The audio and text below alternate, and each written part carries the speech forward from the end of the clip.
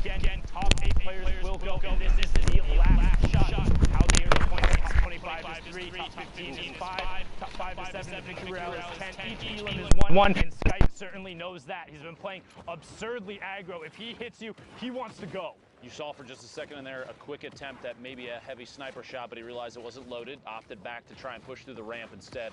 Very quick thinking on Skype's part, the swap out for the combat shotgun instead of the tac. Pretty common there, player looting inside, but Skype more focused on rotation and position, as placement points will be everything for a player that is this close to making it to New York City. That was so good by him to go around the back side of that building so he could extend the shadow bomb timer up to now get up to the mid tarp. You have Light up on the high ground, 13 up Nay, now just dropping down on the tarp below Skite. So Skite is on secondary high, but he's boxed up right now. Light's gonna begin to work top down as we still have a number of ballers who are going to begin to get shot out as we head towards the second placement threshold. Kinzo gets taken down there, and Light continues to rain shots down onto these ballers, saying, hey, you gotta play Fortnite with the rest of us. Burn your mask, get out of there. Top 15 is on the board. John22 on Twitch picks up Calzo. Uno OG goes down, and Light continues to check his top, make sure he's safe, and then rain shots down. Dalo gets taken out as we get closer and closer to the top 10. 12 players remaining. Light still ultimate high ground. Skype right underneath, and I believe I saw for a moment Benji Fishy was in this game, but it looks like he's been eliminated at this point. Kaizen on the ultimate low ground, going to have to take an opportunity to heal up if possible. 9 players left, and Light is looking for a peak shot on a player in rotation, trying to challenge potentially the high ground.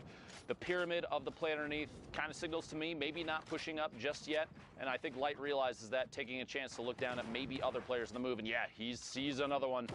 There's a scent of potentially elimination. Light getting challenged for high ground now. It's Rapti. Rapti's going for it and then drops back down, realizing he's not going to be able to take it. Pops the shadow form and goes all the way down to the far side. We're nearing the top 5. Now, one thing to keep an eye on, look at the points next to the names. 56 on Light, 64 on Skype. This is for a trip to New York City, as Light is able to pick up 59 there. They want everything they can. 6 Shades, he gets Rapti, but Skype trades it right back out and loops back into the zone. Skype on the edge of the mountain tries to find the jump pad, and he gets it going to the sky. Light trades out Miles on the top, so now 60 to 67 points, but Skype on 55 HP. Light pops the shadow bomb. What's he gonna do? Opts to drop down, so now Skype has to know he's down there. Skype has no mobility. Storm ticks it over. Light gets the elim credit as well, and that's gonna push him up to 64 as well, so evens it up. We're getting down to the final moment. Depending on where this was in their games played, we're looking at 64 and 67 players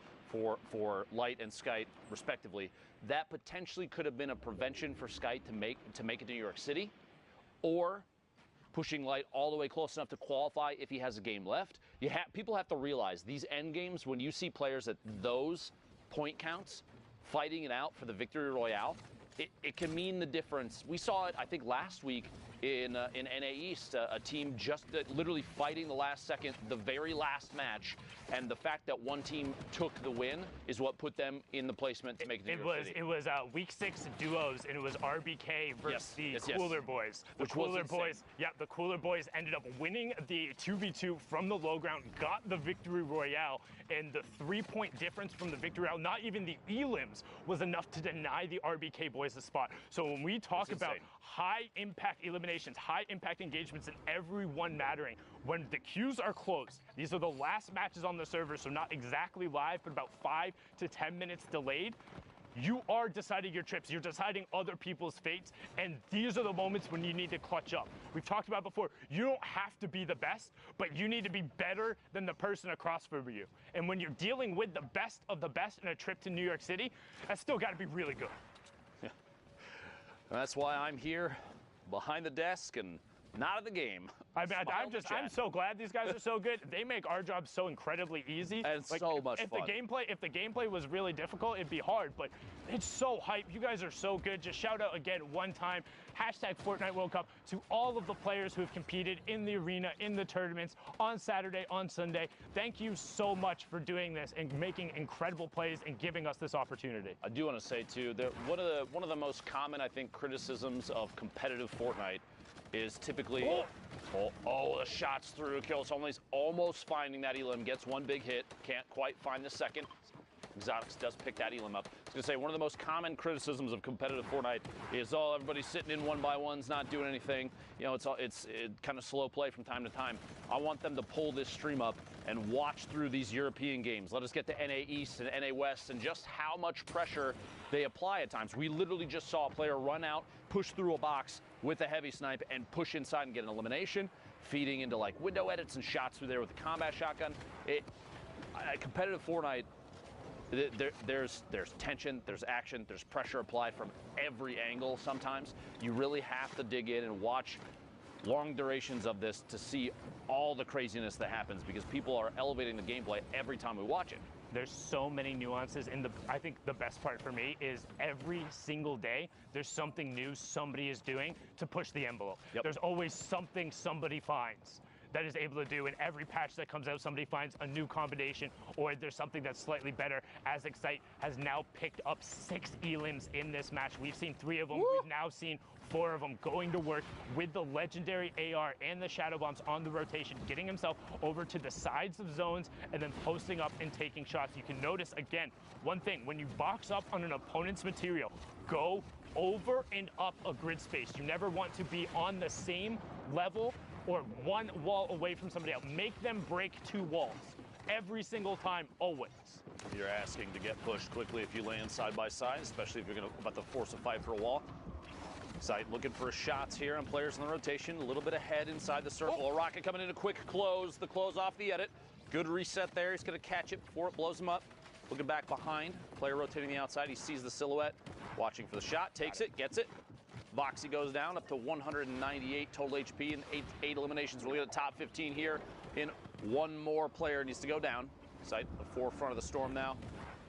Waiting his time, trying to wait for that shadow bomb to tick out so we can box up. This is an incredible game so far from Excite.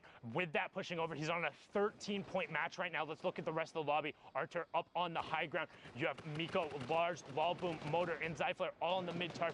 Rest of the players on the low ground. You see Noodle Kongan just get ticked over from the storm there. Motor going to begin to work top down, sitting on 41 points. Gets the headshot, knows there's white damage there. Player in the box, sees him get eliminated, but he wants to continue moving forward. That was Maxa and Excite, who both just got picked up, and Motor is completely out of builds with no elims. He has to find something or has to find a way to drop down. Luckily, a player building on the tarp beneath sees the shadow bomb drop, and he's going to use the pine tree to not take fall damage, find Go-Go's on the side, and also gets all of his mats and a med kit on 80 HP. That could be huge. You have the ability with the campfire, but he's dealing with such limited ammunition in terms of the small rounds. Wallboom goes down to Artur, and we get closer and closer to the final placement threshold before the victory royale. Motor opts to pop the campfire early. If he goes to full 100, this could end up being detrimental to him trying to medkit if we go to full heal. However, don't think that's going to happen with 90 seconds left. Antaret gets Miko, and we're into the top 5. 44 points right now for Motor. Pressure from above. Gonna have to box up and wait. See if anybody can make the move. Like you said, a big material pickup just moments ago for Motor, but not enough ammunition to make a difference. Artur on the ultimate high drops down and reconnects quickly. Very important move there. You see he places a couple services and builds his way back up. Quick shotty shot. Anthrax trying to apply pressure. Player drops in, shots on the outside, gets Lars. Gonna have to rotate into the zone quickly as that storm is ticking for 10. 3 players left and pressure from underneath. Anthrax sitting on 2 builds, 15 bandages, but it's not gonna be enough to keep himself safe unless he picks up this elim, maybe some materials. 2 big hits, can't quite find the elimination. Gonna try and get ahead of the build. Shot from above. Pressure from the third party, and Motor picks up that elimination. A 1v1 heads-up situation. Motor at a huge disadvantage in the storm, ticking slowly, and Artur sitting on enough builds maybe to apply pressure. Down to 10 now, the drop in, and finds the elimination. Only 2, but it still gets the job done. A 12-point victory royale pushes Artur to 42 points thus far. And again, don't forget, with the prize pool being doubled this week, even if you don't get one of those qualification spots there, the money is doubled in every single one of the placements. So each one of those interactions could be the difference in a little bit of a bigger paycheck. But now we're swinging right on board over towards one of the snowy biome areas in Happy Hamlet. 38 players in this match. I think Happy Hamlet's worthless. And what's it like? As in you don't like the drop spot, No, or terrible. as in like the town like shouldn't have ever been developed? I think that they have They have outdated laws about leashing your dogs, and I also think that the loot positioning is poor. I do not like Happy Hamlet. If you agree with me, hashtag Fortnite World Cup. All right, hashtag Fortnite World Cup. What is your favorite solo drop spot? I know Lupo's is a not Happy Hamlet, so what's your favorite solo spot? What's your current solo drop? My go-to typically is going to be, okay, so there's a little pirate camp in the southwest of Pressure Plant that before the volcano went off, that's where I was consistently dropping. Recently, though, because of the changes, I really like Valhalla. I like the dance club. If I'm dropping solos and I'm not going for, like, because there's a different play style. Competitive, super serious, ultra World Cup qualifier, where are you dropping solos? I'll go Valhalla, and if that's contested, I'll fly past the Snobby. Okay, cool. I like that west side of the map, typically because it is not often challenged. You have so many opportunities for rotation. And the only problem is, like, you have the rocket base that now is kind of decayed a little bit to the northeast of Snobby. You have Valhalla that's up there. That you have a lot of places where there's going to be people that can see down from above. But I mean, you also have a quad in there. You can quad fly your way back over the Neo Tilted. What a back-to-back! That was 2 shots sequentially. 62 on the first guy for the body shot, finds the second player rotating and hits him with the headshot. We talk about the flint-knock efficiency in the right hand. Scoggin, the right hand's there, just wow, you talk about the pirate camp right there, going to work with the flint-knock. I'm a big fan of that west side of the map too. I know the little kind of broken house between Viking Village and where Polar was, that's down there, has 3 chest spawns and you can rotate away. There's mushrooms there. That's one of my drop spots. Ice too, you can feed into Greasy if you want to. There's a lot of chances to move over there. I think the west side of the map right now is one of the best for solos. I'm just upset. I lost the covered bridge down south in between Lucky down there. Has 2 spawns on itself, and then the pirate cannon that used to be there had 2 spawns, and then the house had a spawn. So there's 5 spawns that were all in the one spot, and then you move right into old factories. It was really good, but lost that one unfortunately. Now on board here with Styler, CSC sitting on 42 points. You can see him trying to edit down the rest of the lobby. Not sure about that shadow bomb. He popped the shadow bomb like he was gonna rotate. He saw the supply crate and then like. I think he thought about it for a second and said, you know what, I already used the shadow bomb. I don't want to make this, I don't want to feel like this goes to waste, so I'm just going to, instead, I'm going to push for rotation. But you can see in the bottom right-hand corner there, that supply drop just goes completely to waste. There was no one there. Let's look at the rest of the lobby. Martaz, Crippa, Waldo, Kisanth, Orc H, Fool, Bayonne, Mods, Blazin, so many players. Mexi over there in a baller rolling around. Talazito in there and still above storm damage. So if you are rolling around in the ball, you will be getting the ticks going there. Have to play aggression, have to play aggressive going through to turn that off or just tag somebody. Knox in the feed a second ago, I believe, being eliminated by the storm. Looks like that threshold did get to him, down to 31 players. Need 1 more to go down before Storm Surge is no longer a factor. 94 above right now for Styler, taking quick peeks, maybe thinking I need to get a hit on somebody before it's too late. I'd say back-to-back hits is pretty good there. Picking up an Elim, pushing it to 30 remaining. 1 through the wall to the right. Quick shot, misses twice, but finds a third. Tart goes down, picking up the second Elim so far for Styler. 29 players left. We're 4 away from placement points. And this is so many people trying to rotate simultaneously through not even the ultimate low ground, but just kind of the mid is just full of people. Every single layer is a fresh tarp, and you have tons of new builds and a lot of metal coming up. A lot of metal going through it, and you got to work through the old builds as Brism gets taken down and misses out on the placement point. So now on board here with Haibuzin as he makes his rotation. Mexi out of the baller, picks up Savid.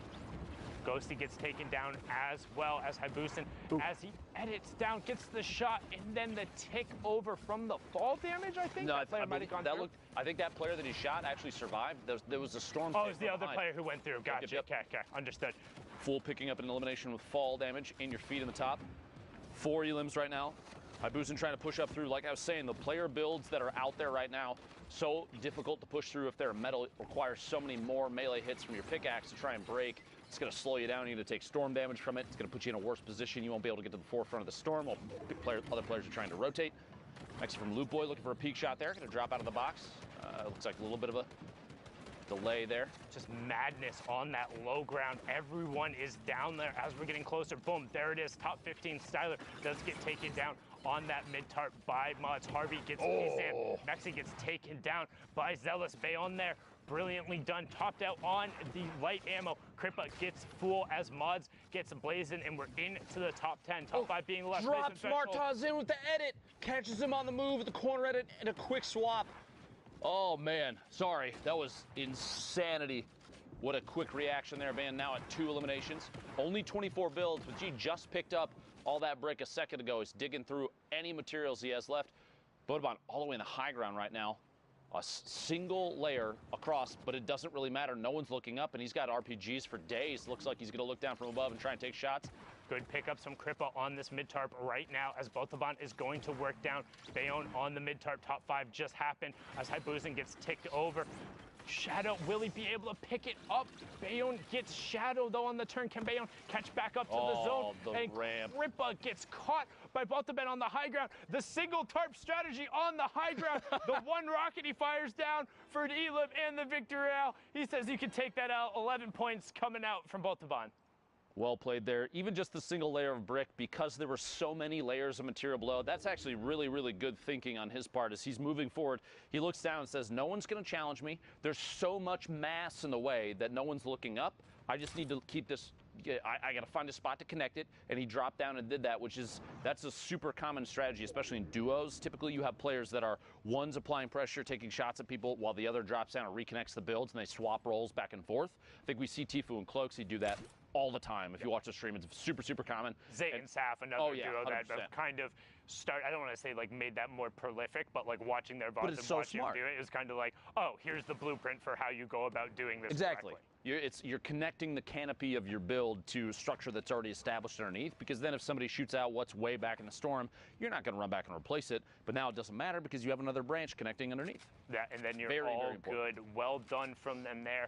As we're on board here with Solari Airwalks, 49 players left, so just a tick under half of the lobby. Storm Circle 5 is closing, and we're also going to be rotating through pressure plant. So lots of geysers, lots of innate natural mobility, and a decent amount of mats and metal that can be reused. So it should be interesting to see what ends up happening here as we hop on board here with Train H's Alpha. Train H being the team Train Hard, hits the geyser and says, I'm going to zone. There's players all the way up on the drone in the sky above. You see him Alpha on rotation, checking up above quickly. Going to layer up twice to stay away from the player underneath. You don't want to get dropped in on somebody else's structure.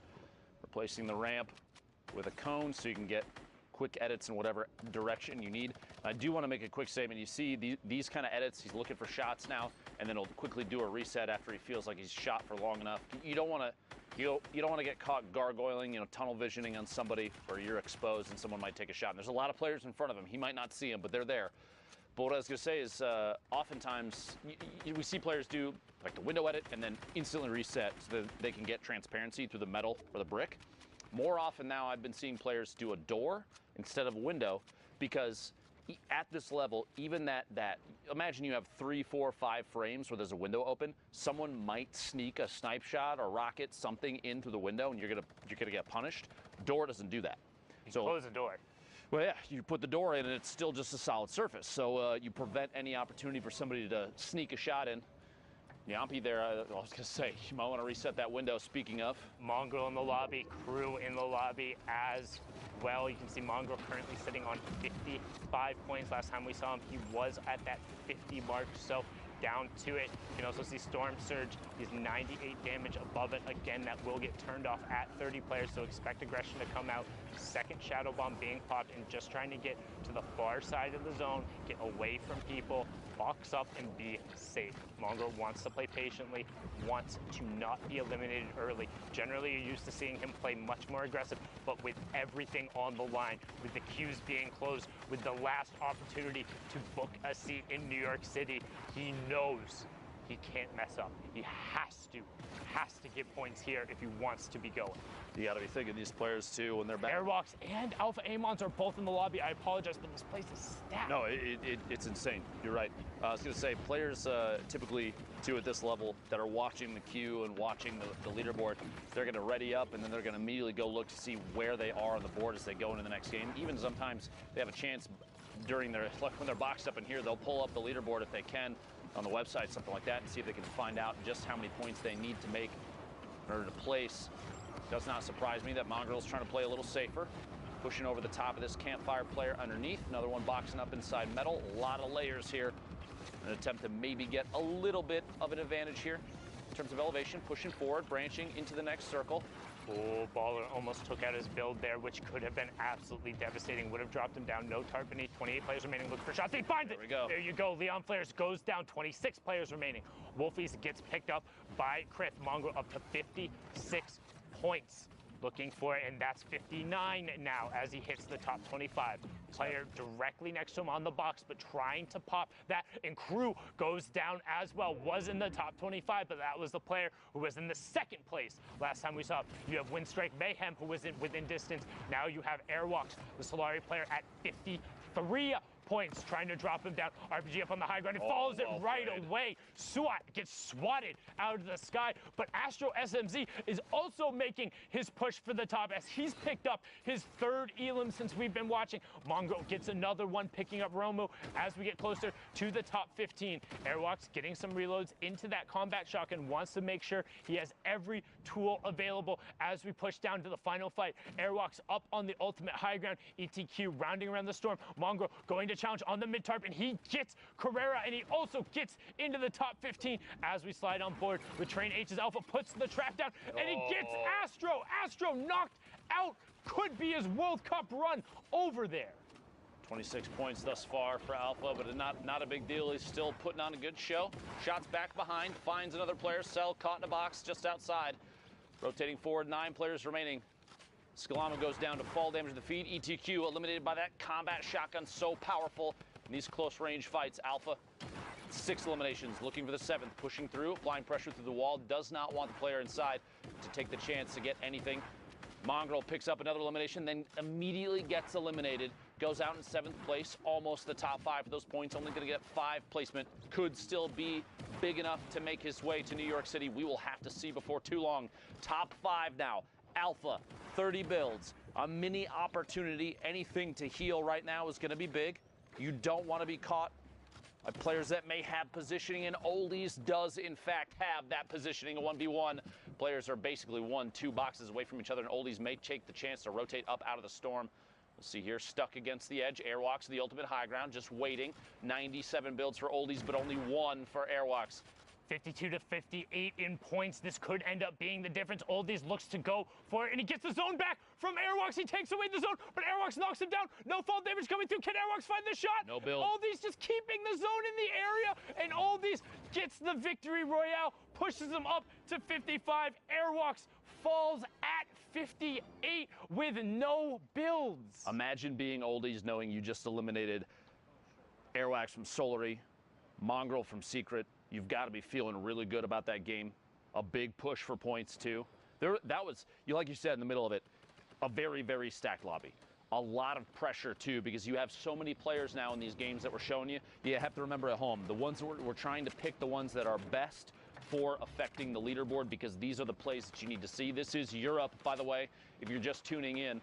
If you've popped in a little late, we're trying to push our way through these games because there's so many things happening, but all these lobbies are going to be so intense because everyone is vying for those top 8 positions to qualify to go to New York City. And that's what it's all about, getting a spot in the Fortnite World Cup final. This is week 9 of the online open qualifiers, the last chance in the solos competition. And if you want to sit on that stage, if you want to be playing with the best of the best, the Bizzles, the Vivids, the T-Fuse, the Dementos, all of those top players on the stage with FaxFox and Vanny, you have to clutch up right now in these final moments and against the best players, because if you're unfamiliar with how the tournament matchmaking works, it's 3 hours, 10 matches, and as you climb in points, you're matched with players close to you in that point range. So the matches only get more difficult, the players only get better, and these are the times, these are the fights you have to win if you want to be playing for your shot at the $30 million. A quick note, too, if you're watching, this is the final game for Europe. Everything for these players to qualify for solos for New York City, to play for $30 million on a stage bigger than any stage Fortnite has ever seen. This is the last chance for Europe. There are a lot of fans out there of a lot of these players. Do me a favor. Go on Twitter. Tag your favorite players and show them some love. Keep the negativity out of this. Hashtag Fortnite World Cup, because Fortnite has done something that not many people ever thought would happen. They've put a focus on every player that has played out of their minds. And I want to be sure that all these people that have played, have qualified, have tried their heart out, they need to know that you're supporting the heck out of them. So again, hashtag Fortnite World Cup. Please let your favorite players know that they've done an excellent job. Win or lose, doesn't matter how many eliminations. All these people have a lot of heart. It's important that they know that. Indeed, a lot of heart coming out from all of these players. It's so incredibly hard to get. I laugh as you say, but honestly, what a perfect name to see pop up. All that being said, no mercy this week. Weigh-in picks up it. He says no mercy this week. Indeed, it's all about those last spots, trying to find the Shadow Bomb player as he rotates through, getting the shots going off here. And this is what it's all about. Storm Surge is on for 3 more players. Weigh-in pushing forward. Lacey Sher gets Bass and then gets traded out by Rasmussen. We have our top 30. So Storm Surge is off. First place in the threshold in 5 more players. Black Sue over there in the mid tarp, gonna hop on board with him, sitting on 46 points right now. Going to need a monstrous performance if he wants to top off. We see a number of players pushing up towards that 60 range. Don't forget, 8 spots coming out of Europe. Top 25, the first placement threshold, and Blacks is in a good spot to hit it with the 4 Shadow Bombs, using the first one now. The stream's got to be feeling good about how their players playing thus far. Black Student and Skype both excellent thus far. Potentially see Vato at some point. We'll have to find out. 28 players, 26, 25. What a quick shift in player count. Points going out. 3 for everybody left on the board. Down to 22 already. This rotation has been lethal for so many. Such a big shift, down to 21 now. Chip goes down, 20. Every time I feel like I say it, we're about to see 19. There's another elimination. The Toxic Donut removed from the game. Black Suit pushing forward here, 2 eliminations. Don't want to get caught by someone boxing up, as we've seen so many times in the past. Trying to maybe land somewhere inside a box with a launch pad. Going to move forward with the Storm. Excellent position now. Has a chance to kind of wait and peek back behind. Someone is up above. He's got to be careful there. That edit going to jump up and move on through to the next section of this circle. Still not stopped. We're very close. You look at the mini-map, the blue and white cross over the circles. Once that happens, you know players are going to start boxing up and peeking back for sure. Back-to-back shots, back-to-back eliminations. No, he only got one of them. Daryl got the other one. That could end up being huge. Like we said, every single one of these interactions mattering, but Blackso trying to push the envelope and get every elim anyway. Will he be able to find it? He hits the shot, gets the siphon onto Purge. All of a sudden, Blackso has single-handedly fragged his way into the top 5. 57 points, but we've seen more. He needs to keep pushing. This is the last match on the server. This is the top 5. Frenzy, Nate, Screaky, Masato, and Blackso will be closing out the European region. Blackso right now extending the time route on the Shadow Bomb. He's in your bottom right. He drops down. Nate gets taken out by Masato. Frenzy begins to work. Top down. Takes 55 fall damage. Blackso pushes in. Him and Masato in the same box. Masato disengages around the side. Blackso desperately trying to find the shot. Needs everything he can. Top 4. Screaky goes down as Masato finds it. Frenzy continues working from the top down, but Blackso needs the space. No builds left on Frenzy. 47 points for him, 57 for Blackso. This is his chance. Can he get Lestream to the World Cup final? He's looking for it. He finds the first shot. 88. Can he convert? No. Frenzy picks up the elim, but he finds the 30 right after. Needs the elim and the victory royale. 461. But can it be enough? And can he close it out? He's looking for the shots. 49 shield,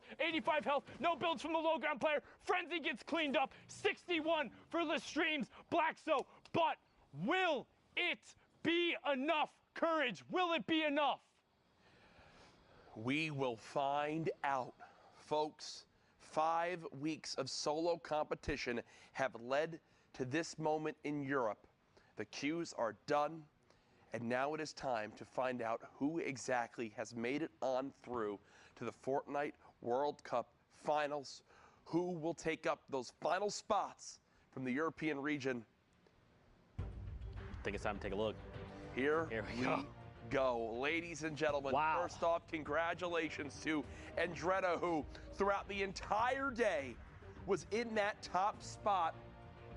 Crew, Skite, Light, Mongrel has made it on in, was what, Everyone was wondering if he was going to do it. Yep. People had high expectations. He clutches in the end.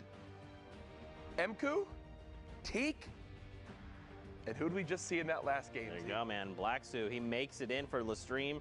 That's huge for the French-speaking community because we saw Sourire already go through, and Lestream kept getting edged out every week, but now it's Black Sue's time to shine. Really quick, though, Andretta. So you talked about this guy's been on fire all day long. Yeah. We actually kind of pulled stats on his previous week qualifiers. For the previous solo weeks, 291th place, 127, 218, 610, and now first all day long. Went from like 50 viewers on Twitch to like 20,000. Send Andretta some love. All his hard work has truly paid off. These are the 8 that are coming through, Courage. Congratulations to them. I think there's one more thing we can do. It's time to punch their ticket. Zeke. I'll start over here. Start over there. Boop. There you go. Andretta made it. Crew made it. Let's hit the middle one. Skite made it. There you go. Light. Mongrel. Congratulations again, brother. In the middle. Mku, and finally, Teak, and wait. There you go. Laksu as well. There you go. The 8 players from Europe who will join Malfin and Rona season, as we saw earlier, making it on in. Incredible stuff. Europe was an insane day today, just as we expected. High-level lobbies, tons of people left all the way to that 5th zone. But here's the beauty of it, folks. We've got more action to bring you. We're going to go to a quick 5-minute break. When we come back, we'll catch up to speed on some of the other regions before we kick off the NA East action. Zeke, this is it. This is the last chance, all right? People need to know about this block party, all right? This is your last opportunity to get them involved, to get them hyped. Zeke, everyone's gonna be there, all right? DJ Zeke's gonna be there. DJ Sundown's gonna be there. Everyone's gonna be there, all right? The people are waiting. All right. You know what, man? I'm DJ Zeke. I don't need no card. But what you need to do is buy your tickets to the block party. Tickets are only $35, Fortnite fam. Listen, all right, June 15th, 16th at the LA Forum. Day 1, Creative Showdown. Listen, all right, Team Evolve built an incredible map. Spoiler alert, it's dope. Day 2, Celebrity Pro-Am. 50 pro gamers, 50 celebrities, all battling out for a $3 million charity prize pool. What more do you want? What more do you need? Fortnite fam, you need to be there because we are ready to party with you. Bam! Heyo Fortnite fam, Sundown here, and today we're going to talk a little bit about the Flintlock pistol and its impact on competitive play. The Flintlock pistol is a great addition. Sometimes it'll just change the course of a fight. The things you can do is insane. You can get height with it. It shoots pretty far. You can almost use it as an AR at the beginning game just to get one shot. It'll hit for like 80, 90 in the body. And this is looking really good for Horrify, but the Flintlock is going to get the high ground. Nikiva, such a smart play. The Flintlock is a common and uncommon weapon that uses heavy ammunition. It does 86 or 90 damage depending on rarity, and it has a 2 times headshot multiplier. This means that outside of a sniper rifle, it has the highest single shot damage potential in the game. However, the Flintlock only allows for 1 shot at a time, has pretty decent damage fall off, and also takes 3 seconds to reload. In addition to all of this, the Flintlock also has a mobility component to it. When fired, it will impulse the shooter backwards, and if the bullet strikes a target, it will impulse the target away from the shooter. This can allow for some tricky plays to be made. Player there, runs out into the storm, jump, turn, finds him, yeah! We've seen a decent amount of use out of the Flintlock during the Fortnite World Cup online open qualifiers. So let's hear from some of the qualified players to get their opinion on its addition to the game. If I'm low on HP and I have to choose one weapon, it will be this one. You can actually like kill someone from 200 HP to 0 without taking any shots. And it's also really good for competitive play because if you're high ground or if you want to get away from a situation, the Flintlock, when you use it, it knocks you some distance so you can get away or you can get high ground over someone. I think it just adds a lot of like different plays you can make with it. I think it's good. I personally really like the Flintlock. I think it's a really good weapon. I think it's a really, really strong weapon in the right hands. You need to know how to use it, and you need to base your whole game around it if you want to use it right. It's just a kind of weapon we need more. I definitely think it's one of the better things that have been added skill-wise. I like that it's so versatile. I really like him competitive. Definitely deserves a spot here. Thanks for watching, and hopefully you saw how the Flintlock can be utilized in the right hands. What is the best Flintlock play you've done or seen? Share it with us using the hashtag Fortnite World Cup, and we'll be seeing you guys on the battle bus, or maybe Flintlocking through the air.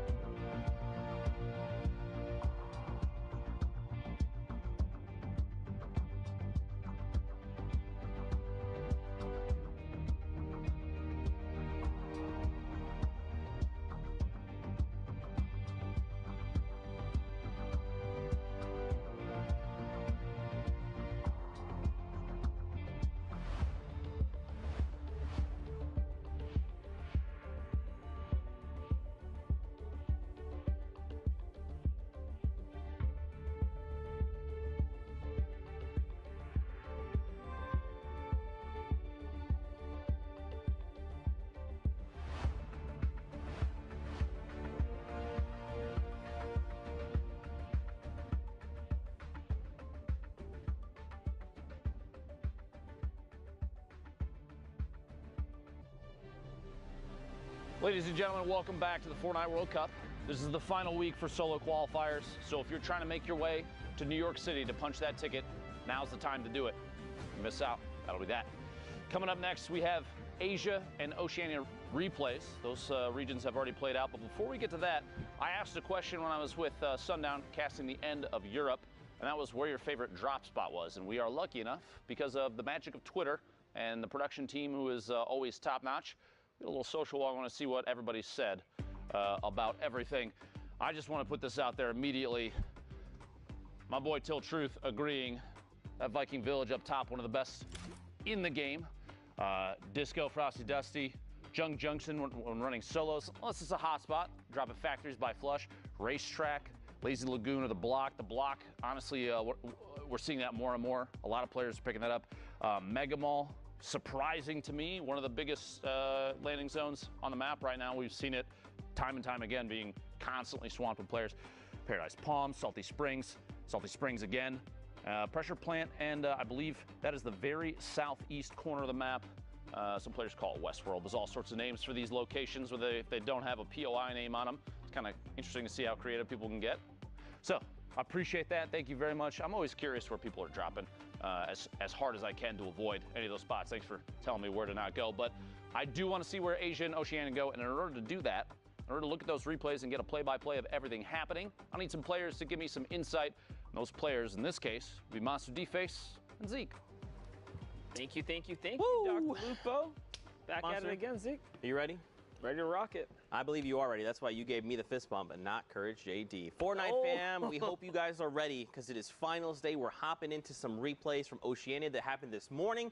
We want to get these guys up to speed, have them, share their moment because them qualifying was a big deal. Yeah, absolutely. So let's get ready to hop into these games together. Is there anything you're excited about? You looking forward to, Monster? I mean, I'm looking forward to just watching all these games unfold. I follow like every competitive player on social media, so to wake up to my peers, kind of happy that they pushed through, or unfortunately, sometimes, you get the other tail end of that, see their errors where things kind of didn't fall in line for them. Because at the end of the day, no performance is perfect. And when you kind of go back and really look at it, a lot of times you spot your own errors. So it's kind of crazy how much Fortnite has developed and evolved and how much more room for perfection there is in this game. For sure, man. I mean, we can always be getting better, not only in Fortnite, but as humans. And of course, at our ability to eat chicken parmesan, because I will never be able to eat it as incredibly as Courage JD can. 44 players currently. Graciously. Yeah, he's voracious with the food.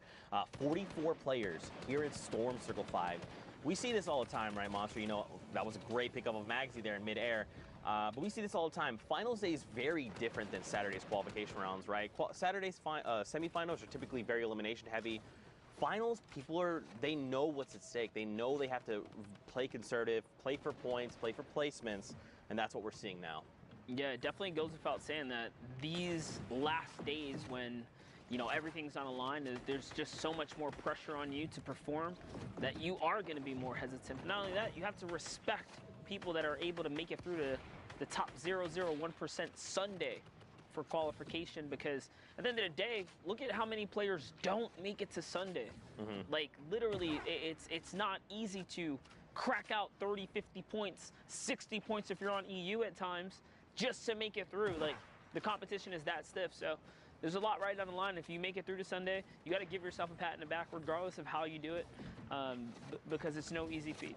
And if someone makes it look easy, just understand that guy is miles ahead of the competition. Yeah, for sure. And I think even if you don't qualify, right, there's always going to be events going forward in the future. There's always another opportunity.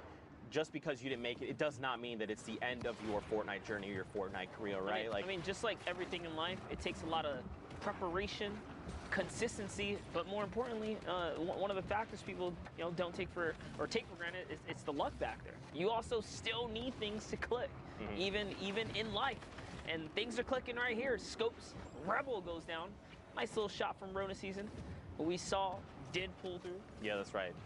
Rona, aka Sozman, taking that #1 spot over in OCE. He's already on 4 eliminations, so this is probably his maybe second game, right? Because he has 10 points here, and we're not even top 5, has the 4 eliminations, and he's hard. So his game before must have just been his initial game for 6 points total. And now we're hopping in. How are things going to unfold for him? He just hit top 25, so first round of placement points coming out. Don't forget, guys, 15, 5, Victorial. Those are every single threshold, and every elim is a point. So already at 7, I don't know how to do math, just from elims and placement.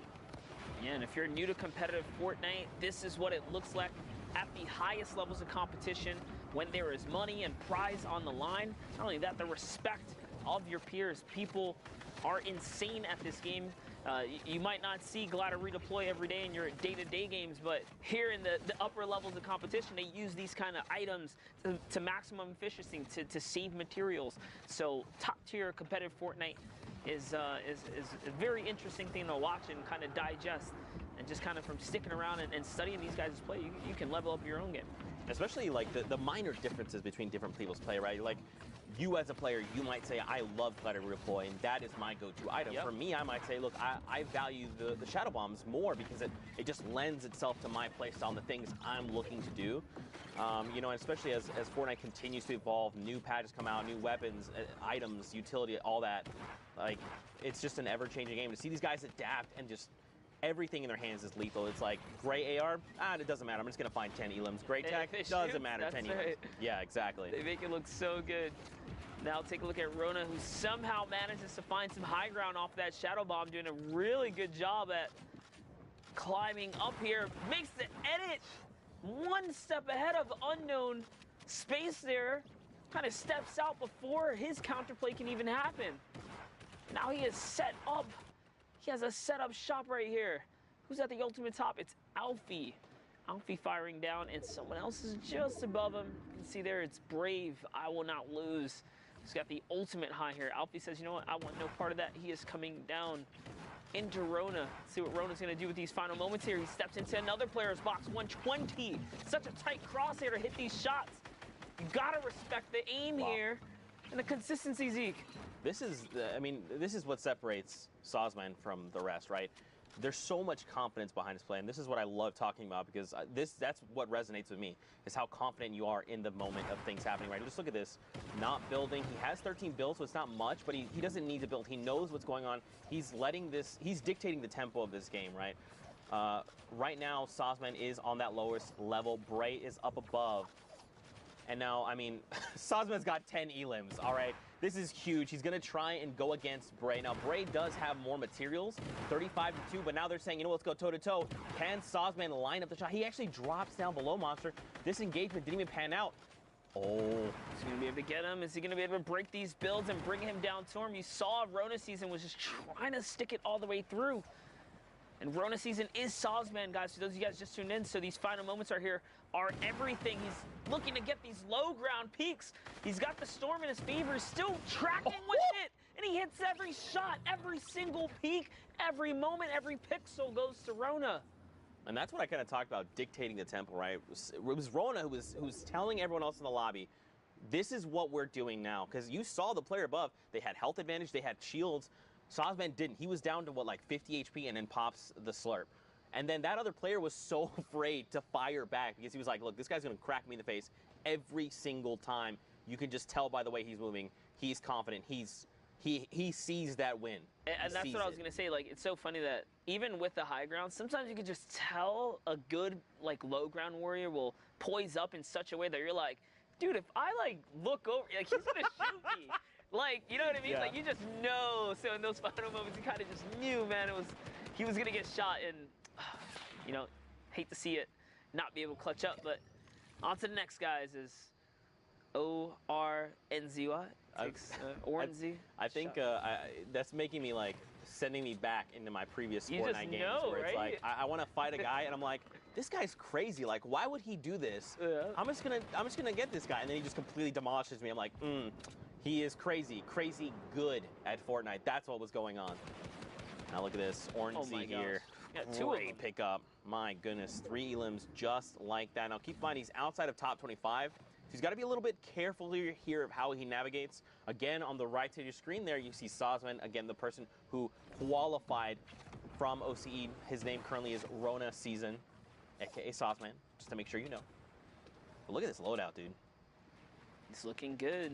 One of the underrated things about the minigun is the extreme high fire rate. It might actually have the highest fire rate in the game when it's fully cooked, and because of that, it can really punch through builds, even if you're trying to stay on defense. So if you guys haven't given up the minigun a swirl, I should say, try and pressure someone down when they're in the box with it, and let me know if you pierce through the turbo build, if you get some shots. But don't forget, guys, we're tuning in straight with the OCE games here, which already kind of developed over the evening here at the Fortnite World Cup. Players have already punched their ticket to New York City. This is the last solo opportunity. Next week will be duos, but today it's all about the solo action. You can find yourself in the Big Apple. Big Apple for a slice of pizza, like Golden Boy likes to say. I don't know why I like to keep perpetuating that, but here we are. For a slice at 30M. Yeah, there you go. You know, something really cool about Rona's loadout, look at this. He's actually maxed. We were able to see his mat count there for a little bit. He's completely maxed on everything. He actually has extra metal laying close by. Max rockets with the 12. Completely great AR. Look at this, 650 rounds of small ammunition, 130 slugs, 8 deploys, a single shadow bomb. Sure, you know, he probably wishes he had 6. But this is a loadout you want to make plays with. He's going to send shots over to the player, trying to get in. Lucas is going to get caught out, making a rotation, and that elim puts him in the top 25. He is there, knocking on the door here, and this is how his journey unfolded to make it through to the Fortnite World Cup. Every opportunity that he has to take someone out, you can see he's singling out players and taking advantage of the positioning, but hopping around the map. These are some other players' journey as well, as we have Ariel here looking for the heavy snipe, finds a weak opportunity in the build. Whoever that is up above him is going to manage to connect the structure, but you know what? Ariel pops a nice little cone up. He's trying to go for it. He's really trying to get a piece of this high ground here. And now he disengages the pursuit, but is still tunneling on by. That's good though. You know, if you don't have all the information, it's best to not try and go for the play, especially in finals. If this is, you know, semifinals, go for it, right? Like at worst, you're just set back a game, you could re-queue and everything's okay, but in finals, every single interaction does matter. So for Ariel, you know, he could have potentially challenged for that high ground, but it's like, I just kind of use my heavy snipe. I don't have that key to all doors. Let me just get myself to safety, take a moment, reload, gather more information. And because of just that slight pause, look, he's now in top 15. He found an elim, which he was hunting for before. He just finds it in another place. And now he's still just continuing. He picks up a rift to go as well. Heavy snipe gonna be picked up too. So now, I mean, Ariel's in a great spot right now. Yeah, for sure. That nice little mat replenish there from catching the elim is going to throw him back in the running here to try and see if he can squeak out a victory. Up at the high ground, we have other things unfolding. Kalen goes down to Samurai. Sosman still alive in the mid-tarp, putting down pressure. Squall's in a campfire here. That's a signal to the rest of the lobby that, hey, there's someone weak nearby. Sosman hears the shadow bombs kind of thrown all around him. What's he going to do here? He's just on the hunt. OCE region specifically requires you to get a ton of eliminations if you want to be number one. There's only one spot up for grabs. And there it is, another player nearby. That's all shield ripped off. He's going to push that. Sees a player above him. He does see a player above him. He's going to try and maybe make something happen. But look, don't forget, he still has every single rocket. Nice rocket right there. 12 rockets. This payload is about to just destroy builds all the way around. And look, Ariel as well up on the high ground has them. So the first rocket from Ariel comes in, and then Sosman's second finds an elimination. Another rocket from Ariel up on the high ground. And look at this. Down below, they're just desperately trying to keep their builds up, and they're burning through mats. Sosman is now out, and look, he gets challenged from the front, challenged from the right, finds the two players, and he makes this a 1v1, but look at his HP right now. First rocket's gonna come in. How is he gonna pull this off, Monster? I don't know if he can. He doesn't really have much going for him. Just 24 health. He picked up, look, he picked up 500 metal from 0 to 500. 50 builds. This is huge. If those get fully built off, they're going to absorb an entire rocket and still stay built. But no way, dude. This is a tough spot. Oh. That's a tall ask. That's a tall ask. Really was. 200 HP on Ariel with the RPG as well. He was fully loaded, med kit, minis. He had everything he needed. That was a tough end game for Sosman. But hey, second place is not too shabby in this format. You get you know, a ton of placements, but more importantly, those two eliminations to squeak out, we've seen the difference of 1 point was literally what all these games came down to. So that little flick of the moment, that little, you know, reaction to jump down there and go for it, that's the risk you take, and that's the payout you get. Now we hop on over. There you go. This is, so don't forget, this is now, we're in Asia replays. You can see at the top right. So these happen again overnight while we were all asleep. I was asleep like a baby. That's not true. I woke up several times. I was mad about it. Moffin XD, though, was the victor coming out of that Asia region. Yep, you can see there, Moffin finds someone hiding in the cone. Does capitalize on a nice little elimination. Sees the loot back there, but might be a little too far to go scavenge for, so he's just on the hunt still here. As things are poised up outside of the Dusty Divot. Really tough place to battle out of. Never want to find yourself in the center of it. Nice shot right there. As he catches someone who's running right by. These competitive players are so good with the accuracy. Oh, he's trying to play the loot hoarder here, trying to get all the mats and stuff that he did not battle for, and now he's got the storm against his back, and there's no way that man was going to get out of there, because with the 60-second threshold now, the storm can also just reward that Elam regardless to Moffin here. And whoa, he jumps into the zone for the desperate materials. Didn't even rift out. Ouch, it's going to cost him like 70 health there, Zeke. That's a lot. Okay, so he did pick up 3 campfires. Sure, he can heal up, but that's such a tell, right? The moment you place a campfire, you're telling everyone around you, hey, I am low HP.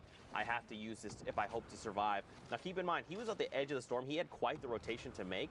Because he dipped into the storm, everyone else is already making their way into safety. He's going to have a relatively safe rotation, but, like, again, he's in critical condition. If he finds an Elam, it's going to be huge. That Siphon's going to just put him right back into fighting condition, but he's got to find that Elam. Dude, talk about, like, insane rotation. First of all, he didn't get shot once coming from the further side of the Dusty Divot, and there was multiple players set off on bases. That is what we call that little bit of luck factor that sometimes you just need to kind of pull through here, because it doesn't happen like that very often. Someone gets rifted up there. Moffin lands a nice little 78. He's still in the game right now. Still in the game here. He's going to reload that heavy snipe. So just look for an opportunity. I doubt he's going to try and go for close range snipes. He's probably going to use that to just punch into people's bunkers. He has his own rift to go. If things get a little hairy, I think he probably wants to use it, because if you, this is great. Just punch through, there you go, and use the other player's rift. Community rift again. Yeah, but look where we're going right now. We're going on the little lip there of Dusty Divot. That's such an incline that if you don't make it first, you can actually box other people out, and then they have to burn materials to get over the little hill there. So I like that play, just saying, you know what? This guy used the rift, and look at this. Prime real estate. You just said it too, right? Like, you want to get on the lift there and see what you can do. Muffin comes in with some shots here. Looking for the replacement. Wow. Pulls off the cone, Zeke. Wow. Just like that. And this is huge now, too, because not only does he get all the elims, the campfire's still going, so people are going to be like, oh, that player must be weak. Would we like to engage him? And Muffin sitting on 200 is like, please. No, yeah, absolutely. Like, Yeah. come on in. That'll be a big mistake for someone there. Let's look at this map here. This is the Asian region, guys. We're tuned in with Asia. Hopping into some of what occurred overnight here. Char Mew looking to get his little moment here in the show. Nice shot right there. Oh man, Char gets hit with the Shadow Bomb. Don't forget, guys, that animation, while you're in Shadow Bomb as well, you're vulnerable. You are very vulnerable. You have to be careful of your surroundings. You can take damage. You're not invincible in the Shadow Bomb form. Man, Charmy is just burning through materials. That was a pretty rough rotation. It's probably going to cost him in the long run, because, I mean, he did go through quite a bit of mats, but... you know, Monster, I like to pose this question. I've already posed it to Pookie. I've posed it to Kitty. You know, you guys are members of the community. You know, you've taught so many of us different things. You know, you've got a podcast. In case you know who Monster D-Face is, go send him a follow. He's incredible. But you've been in situations like this, right? You've played in Summer Skirmish. You've played in, I think, Fall Skirmish as well, right? Yep. You know, we went to Korea together to watch the Korea Open. So you understand what these players are thinking. For maybe people that are kind of new to Fortnite, that maybe this might be their first time tuning in, you want to just break down some things for them? Yeah, like for instance, like rotations. Like what is Metsuo thinking right now as he's barreling toward trying to keep himself safe, right? Yeah, well, like, obviously, initial threats, right? You want to handle everyone here. Nice little trap play. So just even every single decision can be broken down. The way they use traps, a lot of these players, you want to double trap left and right wall, so you cut off all plans for escape. Right. Something small like that. Here, editing his way down, right? He does not have an escape plan. That elim right there is going to give him the launch pad, of course, to get the escape route off the high ground, but just recognizing height differences, the way competitive players play zone, they typically like to hug the zone. They never give too much... They don't take too much real estate in the end moments. They take their time and kind of hug the zone instead, flirt with that storm line. So many little different things that come into competitive play, and you can really just nitpick and break it all apart. It's so crazy in the highest levels. Yeah, I just love talking about that stuff. I'm not great at articulating my thoughts with that kind of stuff. I understand what's happening. I'm like, oh, I'm trying to tell you a thing. All involved, like it happens so quickly, especially in Fortnite. But that's one of my favorite parts about it is just like the action, the APM, the actions per minute in Fortnite is unparalleled to any other BR I've ever experienced. And that's what really draws me to this game specifically. So we are looking at Muffin, who pulled through, man, took it right underneath the feet of people like Aim Hero that Zeke and I had. We had the pleasure of casting it at South Korea. He crushed it. Yeah. We saw Sinnoh out there. We met him. We met Aim Hero. We met all, dude. It was like so it was surreal, dude. Yeah, right? Dude. I remember that story so that would happen so vividly. We met him because we were like, you know, we're like in almost like a green room waiting to go. Yeah. And we saw players around us, and Aim Hero was like, he popped in the room, and we're like, oh, hey, like, hi. Matter of fact, remember, there was like this divider, we were standing over it, and they were like, Zeke, I love you. And I was like, wait, what? And they were like, yeah, you're Zeke, and you're Monster D-Face. We were like, wait, oh, first of all, congratulations, Muffin XD. You know, we know you're the victor, and that is exactly why 11 eliminations and the Victor Royale, 21-point game, massive lead for him. But yeah, I remember, and then they just called us out. They're like, yeah, you're Monster, and you're Zeke. And I was just like, what the heck? That was definitely crazy to think outside the country. Yeah, that was like, what was we're so... out the country. This is Fortnite on a global scale here. Man, how you know, that's so crazy. That was like at the beginning of the year, and now here we are, dude. Yeah. We have not made a full year casting Fortnite yet. This thing is just like exploded. Oh goodness, the snipe like coming out! Oh, wow, what a massive shot coming out of Muffin there. And look, check this out. 31 players left. He's already on 6 eliminations. This guy is crazy, and this is who is going to the World Cup Finals. This is the level of play we will see in the finals. Yep, Muffin's going to have to bring it. When you put a player who's only experienced one region, let's just say, against the likes of the rest of the world, who knows what region is really going to come out on top. Keep in mind, too, though, guys, you know, EU and the American regions, the European and American region, will, of course, have a larger presence just off of the sheer numbers. So it is going to be interesting how the top 20 turns out, especially considering, you know, some presence a little less than others, but I mean, all these guys are equally skilled. That's right. In some capacity. They're all deserve to be there, all of them. And you know what's funny too is we interviewed, in case you missed it earlier, go back and check out the VODs. We actually interviewed Sozman, the winner from OCE. And, you know, he was just basically explaining, like, you know, we asked him, how do you feel about going into the Fortnite World Cup Finals? And he was like, oh, you know, OCE plays differently than NA does. And it's going to be interesting for me going to finals and competing against that because we just play so differently. So I almost, in my head, like, I just imagine everyone kind of playing their own game going into finals. But at the same time, like, you got to think this is a $30 million prize pool. This is huge. You know, the biggest stage ever. For different places. I mean, but that goes against everyone else too, though. Sure. Because that means, like, oh man, just think about it. I think finals gonna have its own meta. They're gonna have a style, and of course the pressure's gonna be high, guys. I think the real question is who's gonna have the confidence to take a fight and win a fight. Like, who is straight up gonna have the confidence and just be like, you know what? I don't respect your builds. I'm pushing you. Like, who's gonna be that guy, right? Because that's really what it comes down to. If you are confident like that. That's why you see people like Bugga, Dubs, Clicks, right? Stompy. They was like, what duo are you? I don't care if you're Kinstar. I'm gonna take your wall right now. Exactly. And that level of play is why. And dude, we've seen Stompy do it every week. Even this time around, he got 11. He was just outside of top 10. So trust me, he's still here, guys. That's what they do. They just do crazy plays. Yeah, that's actually something you taught me way back when. Is you cannot. Let's say it's just Zeke, me, and I'm in this game somehow. I don't know, some alternate universe, and I'm good at the game. And I'm fighting off against someone like Moffin here, who qualified as that #1 player going into finals. I cannot stop and sit here and go, that's Moffin. I know what he's capable of. I can't make a mistake. I just have to go, it doesn't matter who that is. I just have to play my game. I have to play the very best that I can. And at the end of the day, that's all I can ask for, right? Like, the moment you stop and think, that's Tfue, I think, that it's already too late. You've already made the error, right? Like, you can't stop, and some people can't. So they're like, okay, I know that's Tfue. I know he's going to try and probably do this based on what I've seen and the information I have. But if you're just sitting there and thinking like, oh man, that's Tfue, I don't know if I can fight him, like, no, you can fight him. You've made it to finals for a reason. Take the fight if you think you can. Yeah, right? It's also going to get crazy too, because for Fortnite World Cup, if you guys don't know already, we're going through full games. The early game story, the contestant, the points of interest, who likes to land where the map's going to be at that point, right? Things are going to change, and the game is going to be played in a way that we have not seen yet. And that's what excites me the most, is that we're going to see 100 of the world's best under one hub. The Fortnite World Cup. Oh man, I can't wait. I can't wait. And to see all the Fortnite fans there as well, kind of cheering on the people they support, it's going to be Are you ready to feel the crowd's energy? I'm going to cry. Rip through your body? I'm going to cry, dude. It's literally you're going to feel the vibration of the entire stadium. Just erupt when incredible plays happen, you know.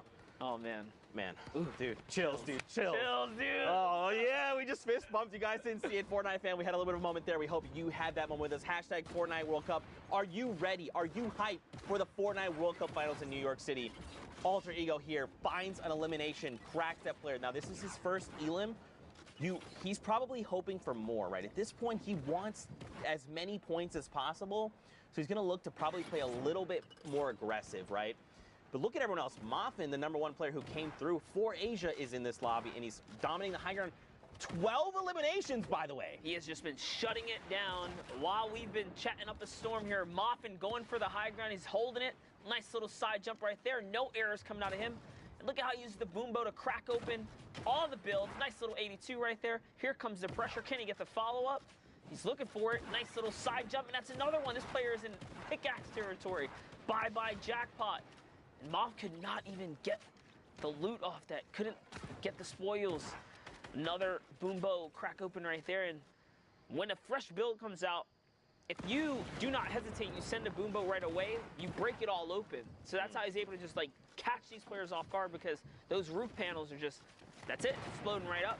Yeah. Down to the low ground, CXV gets one elim there, and it's Macy and Mev, who's going toe-to-toe. Mob still just has the dominant position. Yeah, I mean, so he's going to drop down. He's got the single build, so he had to take a little bit of fall damage to rejoin everyone from the stratosphere. Macy's down below, and look at this. Immediately, boom, he says, I know you heard me take this fall damage. You don't know how much it was. They go for the challenge, and Moffin was prepared. He knew. Again, it's just about dictating the game, right? He's like, I want you to challenge me. You know that I'm hurt, how hurt I am. You do not know. And just like that, dictating the game yet again cleans up that victory out. 15 eliminations. Points is that? It's that 25-point game. That's literally doubling his score out of nowhere. If you were in the top 10 and you had that come up, that's it. That's crazy. That's crazy. Now, guys, we've had an awesome time, but for now, we're going to hit pause. Let's send it back into studio with Dr. Lupo, because I believe the doctor is in. What a terrible, repetitive joke, Zeke, but I appreciate the effort. I'm just kidding. Thanks, Zeke. Appreciate that.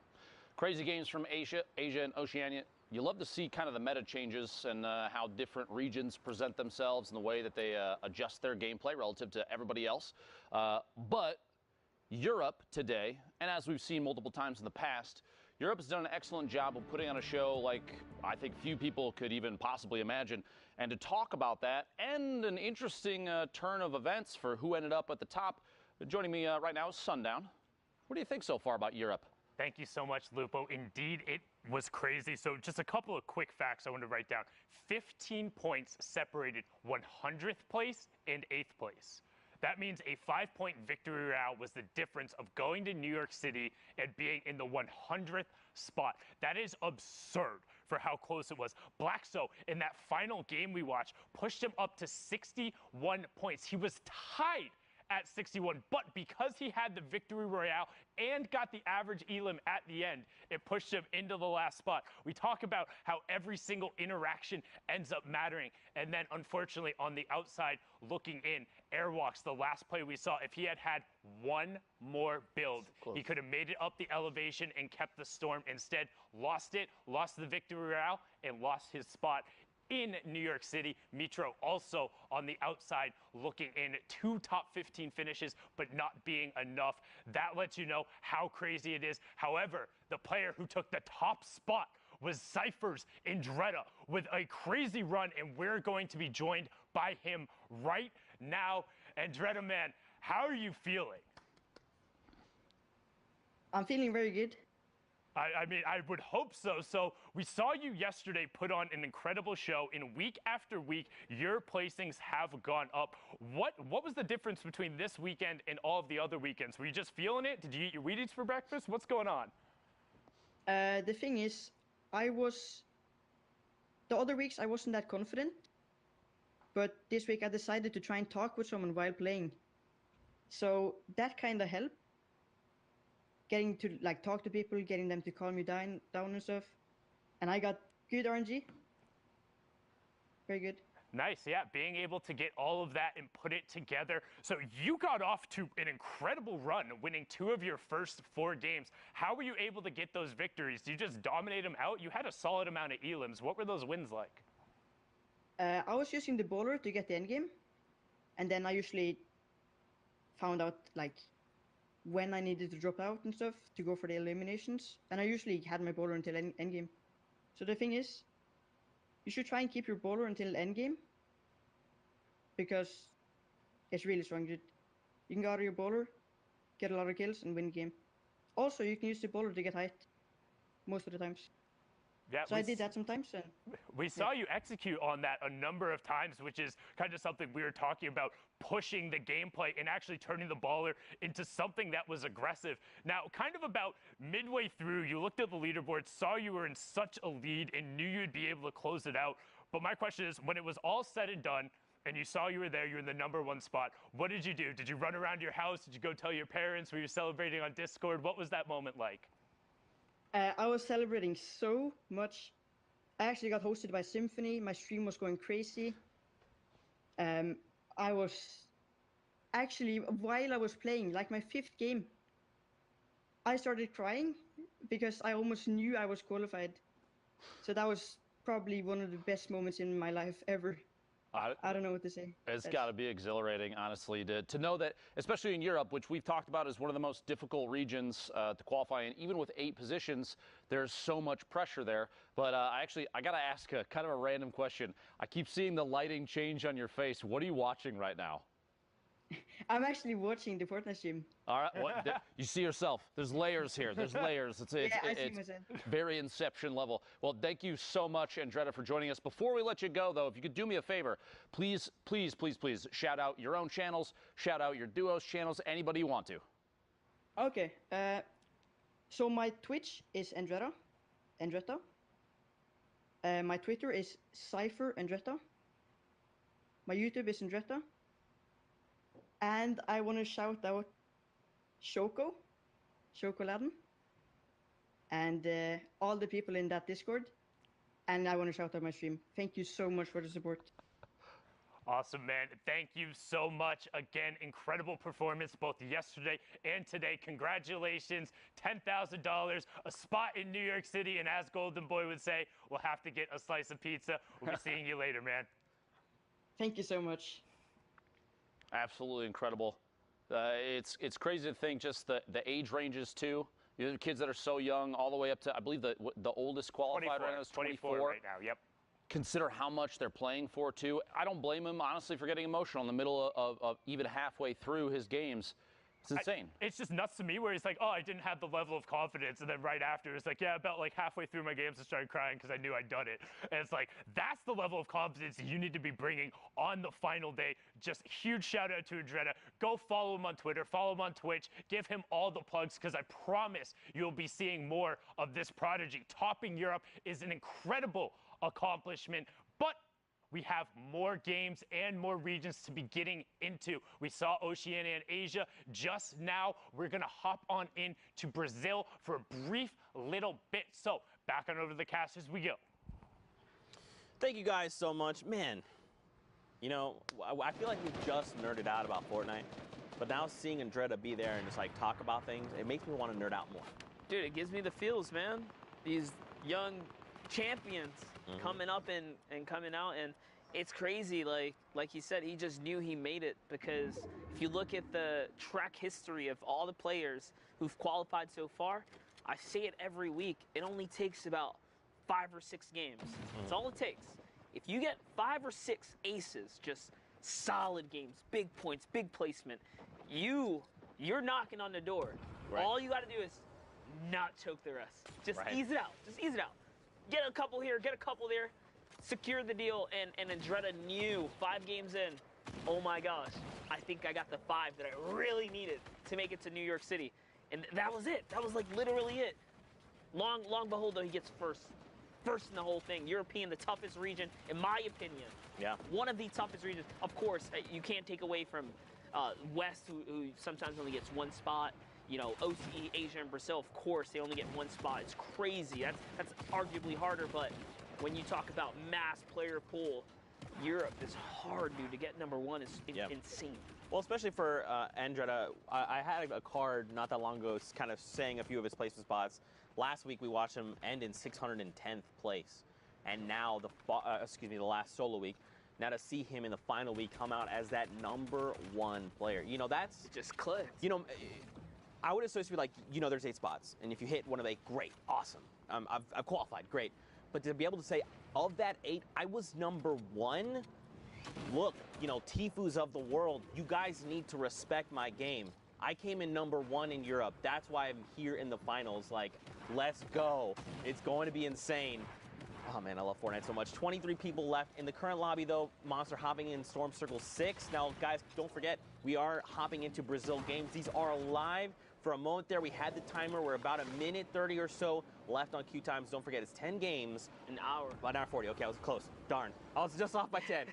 We have either that 3-hour window or 10 matches to play, whichever comes first. And then, obviously, we're going to, you know, make sure that, because don't forget, you can queue up even with those last few seconds and then play out an entire match. So we want to just make sure everyone has enough time to wrap up their games, get those standings out. But here we go. Peru, hopping in with him. 100 ping. All right. Things are unfolding right now as we speak. So this is a live situation here. Brazil, known for another region that have to pick up heavy elimination, secure placement points. This is not just a win every game and you make it through scenario. You need the elims as well. Nice shot right there from Peru. 100 ping. Connecting with the combat. Oh, bumps his noggin right there, and it's going to cost him a second launch pad. Yeah, you definitely want to look up. You never want to make that happen because you waste a secondary launch pad, but it's okay. New rotation coming out. He's got to reassess. He's going to be able to get himself to safety. Now, he's already hit top 15, so everything's okay. We're still in the running here. But, you know, there's a lot of big names in the Brazil region. All the W7M boys. You see the red teams, right? You know, Snow, just to name one. You know, the X-Own King. So many talented players. Seen Techno Viking kind of pull through. Also from red, you know, man, there's so many players here that this spot could go to. Tries to challenge for the launch pad, doesn't get it, and says, Kin, I'm going to go ahead and shut you down. You took that launch pad, I need it, and that's what helps him make the rotation. Ooh, but he does get hit by a combat. It's Ice who's in the high ground, so Peru's now found himself in a dire situation. He's got to start healing. Tony's underneath the build, putting some pressure up, but Tony gets melted by Code, Pulsari, and so does Gabriel. Just gets owned by Vanessa on the edge there. Clip Node now putting pressure down. We're going to hop into his perspective here as he's looking for this combat. That's one, that's two. Doesn't find a third, but it's okay as he raises himself up into the layer. He's trying to get a brief moment of peace in this crazy storm that he's in right here. He can't even heal.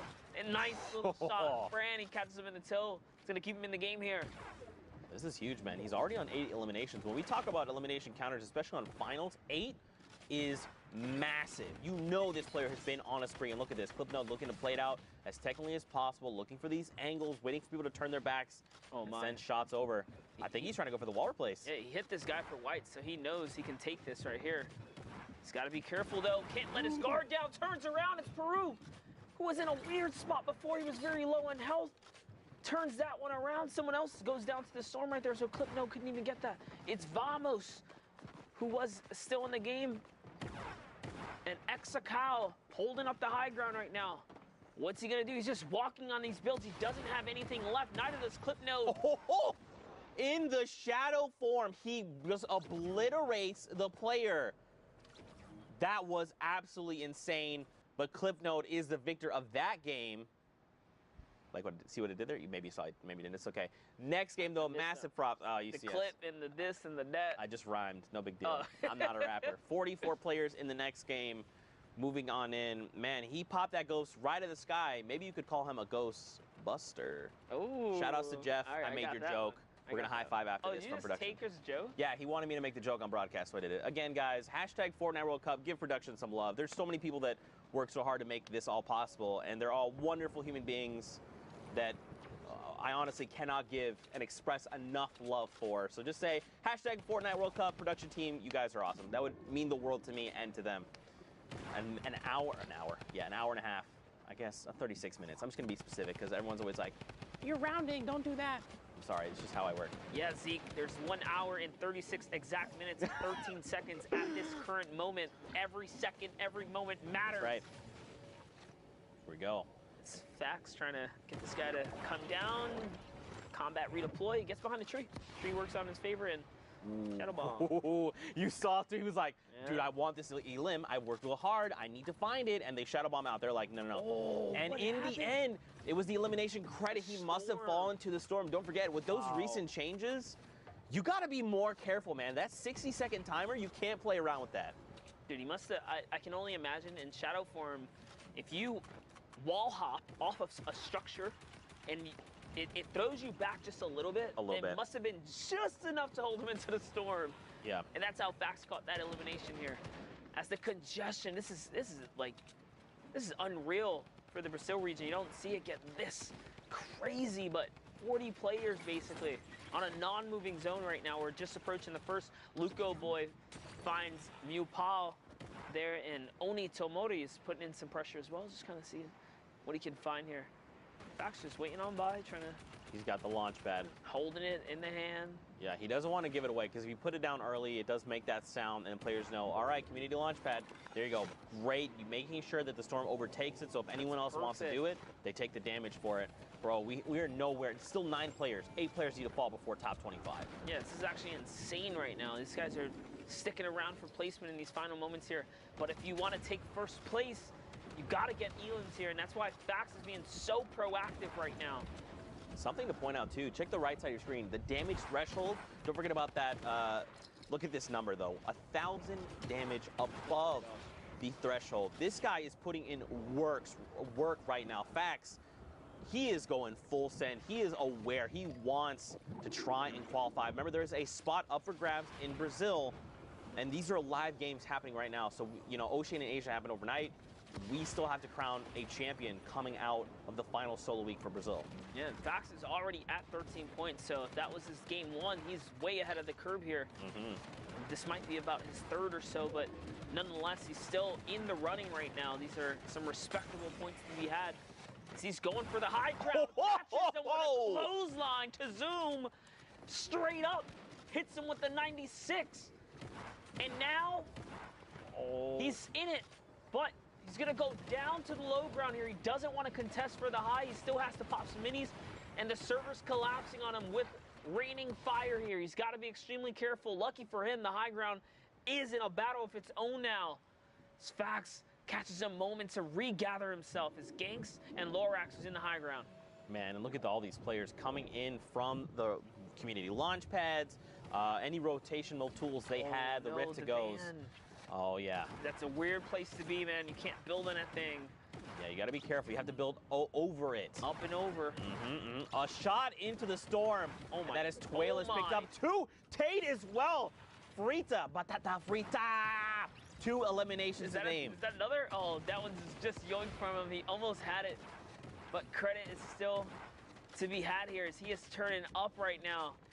Bro. I can't pronounce that the way Zeke did, but Batata Frita is going in right now. He's looking for this high ground. You see the technical builds, too? Using the cone and then hopping out around, using that floor to catch yourself so you kind of save a build there? All right. All right, Batata Frita. I'm about it. An 82 and a follow-up. That is Lorax. And he got the mats. That's what's important here. He does have the materials to hold out now. The high ground is here. Can he stick it out, though? Yes, players are dropping right now. We're in top 6 suddenly. So all these placements are being divvied out. Just one more person goes down, and just a little bit more is going to be rewarded to him here. Man. So you can see the shot there. This was really good from him, right? Making the decision to go high ground. Look at this. It's put him in the top 5. We were top 25 when we kind of tuned into him, right around there. And because of his decision-making, he's gotten himself all the placement points. The victory route is the next threshold. And look, Monster, he's just looking to close this out. That's right, and I love it because he's just textbook holding his high ground, but he is out of mats now. So this is where you have to go down, uses the cone right there to sit on that, and he just has to give the high ground to Avir here. I believe that is Avalar, I think. Oh, Avalar, gotcha, yes, gotcha. I think so. Sundown can correct me at some point. He's going to go toe-to-toe with that player, though, and that is it. Good day, sir. All right, did he get mats off that? He didn't, Zeke. He's got the flint knock, though. He's got... he's got the combat, so he's got right there. One more shot to Wonder Urzen is going to go down. Is he going to go down? Yes, he is. Frita connects in the final moments right there and walks away with a 6 elimination victory royale. Man, 16-point game coming out of the Brazil region. You like to see it. Now, Fortnite fam, you know we've had so much fun hanging out with you, but for now, let's sit back in the studio and see what Dr. Lubo's got. Thank you, Zeke. Thank you, Monster D Face, you legends. I know a lot of people are wondering, and yes, we're going to look at it here in a second because the tension in Brazil is high. South America putting on an excellent show, and we want to see what the standings are, so I'm going to take a little stroll on over. We're going to look at the board and see exactly where everybody is lining up right now, and here you go, top to bottom. Club Note sitting at 51 points, 4 games played in 2 victory royales, but right on his tail, only King, 45, just 6 points behind, and only 3 games played. You see the spread here, not too far away from each other. Multiple players from previous qualifying weeks. King, Code Nix right there. Both players already have made their way. They've already punched their ticket to New York City, but consistency is key, as you can see here, an example of exactly that. You'd love to see it. Brazil, thank you so much for everything you've done for us so far, putting on an excellent show. But before we get into the rest of the games of the day, we're going to take a quick 5-minute break, so don't go anywhere except for maybe to the bathroom. Oh, sorry, half hour. I do this every time. Production yells at me repeatedly. I don't know how to tell time, all right? It's 30 minutes. Go get some lunch. Swing on back. See you in a bit.